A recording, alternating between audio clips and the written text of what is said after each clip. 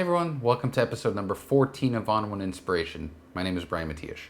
So today's episode is one that I think a lot of landscape photographers in particular, maybe even wedding photographers and portrait photographers who do a lot of work outdoors can empathize with, and that's dealing with the sun when it's just out there. So a couple weeks ago, I drove out to Proxy Falls in Oregon, which is it's a decent drive. And the thing was that all of the weather reports showed it as being ideal, basically just overcast skies. And the entire drive down to Proxy Falls was exactly that. It was perfect. There was a little rain, no problem, but for the most part, the sky was gray until we got there. We got there and the skies parted into just mostly blue skies with some clouds. And when there's like just a pure sun without any cloud cover and you're shooting waterfalls, you're pretty much guaranteed to get one, either completely blown out highlights from the water that's crashing because it creates all those kind of white caps, or two, you're going to get dappled light, which makes it exceptionally complicated and frustrating to meter properly because you've got the shadows, the really deep shadows that the sun creates, as well as the hot spots from the light itself. So when I was at Upper Proxy Falls, that was basically what I had to deal with. And I had this great vantage point and the waterfall was just surging. So I had two options. I can either, actually three options, I guess. I can either get the shots with the sun. I could just bail and say, you know what, I don't want to get those shots. Or I could have waited for the clouds to cover through. There were moments where clouds were covering the sun, but they were really quick. Just as quickly as the sun got covered by the clouds, it would come right back because the clouds were moving pretty fast. So here's the thing. I don't get to Proxy Falls too often, even though it's in the same state that I live in. It's still something that I was there, the weather conditions weren't ideal, and that's still not an excuse. I thought about it and I figured I'm gonna make this work. I'm gonna get the photos that I need, and then I'm gonna use post-processing to figure out a way to either stylistically or just through correction, get it to a place where I'm happy with. And that's something that I think is super important. I think everyone needs a reminder about that because guess what? Conditions will not be ideal. And weather forecasts are just that. They're forecasts. They can say that it's going to be overcast or it's going to be beautiful, and things can change on a dime. So I'm really thankful that I got the shots. I didn't just walk away, and I've done that before where I've walked away, and I would bet that some of you have as well. So let's take a look. We'll switch over to the computer, and I'm going to show you how I make the most out of not the most ideal conditions. Beautiful scene, just kind of bummer conditions. So let's check it out. All right, so let's start by taking a look at the individual frames that we're going to use to merge to Pano. And you'll see pretty quickly what I mean by really challenging conditions. So I'm going to start from the left, and this is Upper Proxy Falls in Oregon. And as I pan the camera, no matter what I did, every time I would start, anytime a bank of clouds came through and gave me even light, as I started shooting, they'd be gone, and you can see just how hot the sun was here. But I still wouldn't use this as an excuse to not get the shot. Okay, so the highlights are really hot. We'll still make it work. There's no excuse. I'd rather have a shot with the highlights tough to work with than not have a shot at all. And that's really, really an important thing. Don't let this get discouraging. So here, let's, again, from left, panning over to right. So the first thing I want to do is go to the first image here and then head over to the develop module. And I'm only going to do one basic thing here, and that is apply profile corrections. So if I'm shooting a pano, or I'm going to stitch a pano, I want to make sure that if Lightroom has a profile for my lens, that it applies the corrections for distortion and vignetting. So with that done, I'm going to make sure this image is selected and then select all the other ones. And I'll bring out the right column here and then click Sync Settings. And you can see here, I already have the settings here. So basically, I want the lens correction section selected. I don't need anything else to sync over. So sometimes you might have everything selected or you'll have a larger cluster. In that case, if it's only a specific thing that I want to sync across multiple files, I'll select check none and then just click there, and there you go. So now when I hit synchronize, Lightroom will take that profile because it was all with the same lens. In this case here, this is a Sony A7R Mark II. Let me bring up the metadata.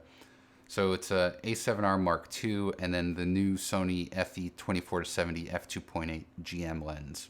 And it was at 29 millimeters and consists in f18 at 0.8 seconds, ISO 100. So now that we have this done, we can start syncing, or we can start stitching the pano, which is pretty much the only thing we're going to use Lightroom for right now. So just like before, select all the images, right click, go to photo merge, and then we'll select panorama.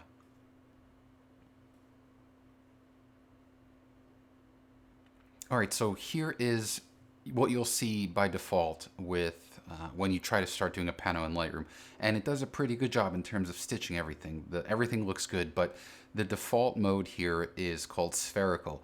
And this I don't want per se, because based on the distance that I was standing to the waterfall, there's this really long tree trunk, a fallen tree trunk. And you can see how, because it's a spherical algorithm, it bends. And I don't like that. That doesn't look right. It looks kind of wonky. And so just to show you, there's also cylindrical, which will change the overall characteristic, and it starts stretching it out almost like a can.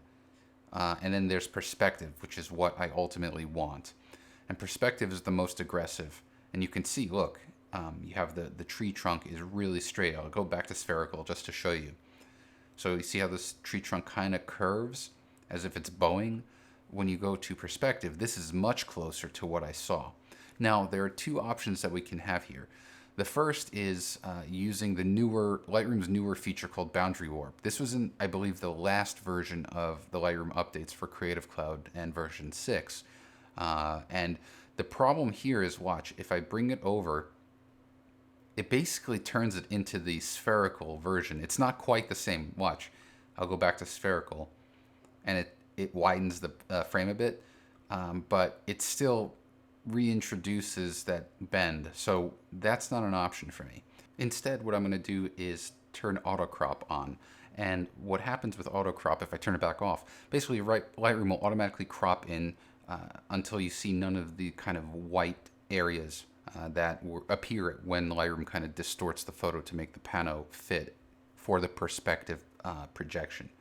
So turning auto crop on gives me this photo, and fortunately, luckily, if I have to be honest, the whole composition fits perfectly. So I have just enough room at the top. It's totally fine.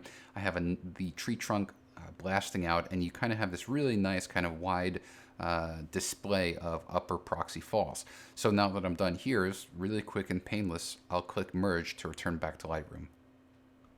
Now you can see here is the pano that we just stitched. So we're ready to start moving on with fixing the tonality and then stylizing. And to do that, I'm going to go to File, then go to Plugin Extras and select ON1 Layers 10. Now that we're in layers, the first thing I want to do is convert this layer into a smart layer by clicking on the gear. And you can see that the gear icon appears. And again, the real benefit here is it's more forward thinking. So if you think that there's something you want to change to this image down the line, by having smart layers, it'll record everything you do. So when you come back in the future, those layers will appear and you can have full access to them, like basically exactly what you've done. Whereas if you don't have a smart layer and you come back, you're going to have to start over, or basically all the changes you make now will get fully baked in and you won't be able to recall those settings. So here's how I'm going to approach this photo. I'm not going to try to just fix this, like, where I completely bring down the highlights. The basic here is these are the conditions. This is what I was given. So I'm going to actually work with it. In other words, this photo is very, very high in contrast and also very high in dynamic range. So we'll start by going to Enhance here, and I'm simply going to work with it. What that means is I'm going to darken the exposure. So I'm actually going to darken the overall exposure, and then I'm also going to increase contrast. So like I said, this is a very contrasty image, But I will also open shadows just a bit. Right around there. I'm going to decrease highlights just a bit. I'm actually going to decrease the exposure even more. And so let's do a preview here. So yeah, this is good. And I'm also going to increase the saturation of the overall photo. So that's all I'm going to do here. Super quick. Just want to kind of fix the tonality. I know that this area here is shot in terms of highlights. Even if I look at the histogram, you can see right there. All I did was click over here on the clipping warning and showing me where the areas are clipped. So I'm pretty good. No shadows are being clipped, but the highlights are. It's just the way it is. So the reason why this is happening is because the water up right here that's where it falls a lot, which means as it falls, it creates like white caps. You can kind of see them over here. Now, the only reason why it looks good here and not here is because the sun was directly shining, like right here. And sun, like direct sun, plus white caps gives you this, unavoidable. So you have to work with it. So let's go to effects now, and we're going to start working. You don't have to guess what my first preset, or my first filter rather, will be. It's dynamic contrast with these three sliders, small, medium, and large, set to 9, and then take the opacity of this this particular filter and set it to 50. I always love it when I click randomly and it hits 50. Sometimes I'll hit 51 or 49, so I'm always happy when I hit 50, just kind of from the hip. And that's all you need to do with this layer. You can kind of see very, very subtle. It brings out detail in the trees and the moss, and I like that. So the next thing we're going to do is start changing. The way I work with my filters, as I always say, is that I start with the filters that affect kind of the fundamental areas of the photo. And in this case, I'm going to go to lens flare. And I've used this trick in the past before, but not quite this way. So upright is the preset here that I start with. And then what I'm going to do is I'm going to select the gear here and change the blending mode from normal to multiply. And even at 100% here, it looks pretty cool. Like I really like it a lot. And now I'm going to go to the color style. I'm going to change it from cool, and I'm going to go down to iris. And you can see as I hover over how it changes. But iris is the one that I really like. And watch, I'm going to bring it, basically open up the opacity, close it down, and I'm going to stop somewhere around 80%. Really strong. Again, heavy contrast, accepting it, totally okay with it. Basically making it work for me. Now the next filter that I'm going to add is vintage, which I don't use too often, but whenever I do, I'm always surprised. So I'm going to go down to the presets here, and I'm going to select earth and sky. Now here's what's important about this dropdown. Up here you've got 4 of these presets, but there are actually more of them when you drop them down. So make sure you remember that they're there. Now, I'm going to keep it at 100% for now, but the first thing I'm going to do is change the blending mode from normal to overlay. Super strong, right? If I go down here to the style, I'm going to take the amount, open it up to 100%, and bring the saturation up to about 10, 11. That's fine. And then I'm going to drop the overall strength of this to about, 55, 56. So watch. Kind of adds a really nice warm tone to the photo. Now I know that the photo itself is really dark and very, very contrasty, and we can do something about that to a degree. I'm going to hit add filter and then go to adjustment brush, and I'm going to leave the lighten preset here selected. I'm going to bring the brightness all the way up, and now you can see here's my brush. When you add an adjustment brush filter, the brush is automatically selected. I'm going to increase the brush size and also make a really big feather. And so I'm going to start painting kind of through here. Up through there. Okay. And then what I might do is just kind of like make some strokes closer to the this main branch here. And you can see right here the mask is looking nice. Everything is looking good.